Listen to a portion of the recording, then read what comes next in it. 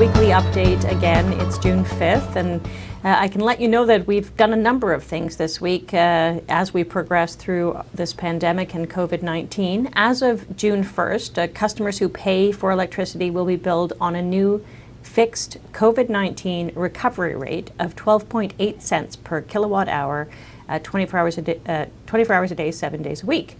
And the COVID recovery rate is going to be in place until October 31st, 2020, and it'll be followed by a new customer choice initiative on November 1st, starting on November 1st, which will allow customers at that point to opt for time of use pricing or a different kind of pricing. A number of people have complained over the last few years about the whole idea of time of use pricing and that it didn't suit them.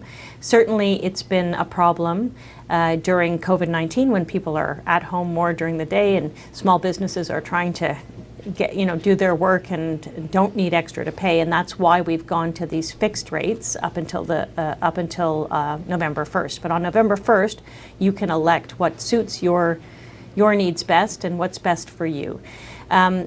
Also, you'll know that this week we extended the state of emergency, and that is to protect the health and safety of the public during the COVID-19 outbreak, obviously. What a lot of people don't understand is that extending the state of the emergency doesn't mean extending the lockdown. In fact, we are wanting to continue with the gradual reopening that we've started, obviously keeping in mind health and safety.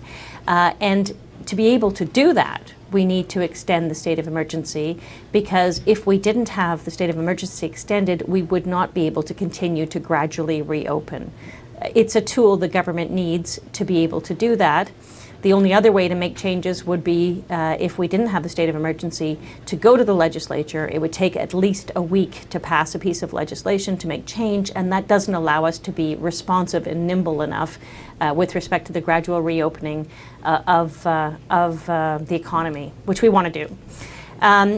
Yesterday, also, the Premier announced the Council on Equality and Opportunity, a new advisory group that will provide advice. It's young people providing advice about how we can overcome social and economic barriers and achieve success. So we're really looking forward to getting the learnings from that council. The head of the council spoke very eloquently with the Premier at the press conference yesterday. And if you are interested in applying, you're invited to do so at the Public Appointments Secretariat website by June 18th, Thursday, June 18th, 2020. Also, the Ontario government is moving forward with the next step in building the Ontario Line, which is the signature project in our largest subway expansion in the province's history. And the government is issuing the first two public-private partnership P3 requests for qualifications to identify and qualify those who will design, build, and maintain the subway line. And it will be built, the Ontario Line will be built under 3 separate P3 contracts.